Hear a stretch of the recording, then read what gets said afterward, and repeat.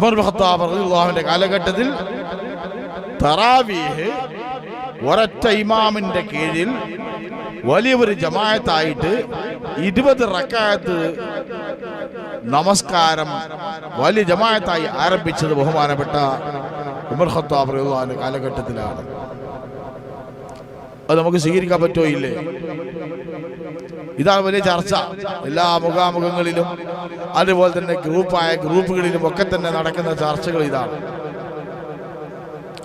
ഇപ്പൊ പ്രത്യേകിച്ചും തറാവീഹ് 20 നമസ്കരിക്കാതെ തീരുമാനത്തിൽ ഏകദേശം എത്തിക്കഴിഞ്ഞിട്ടുണ്ട്.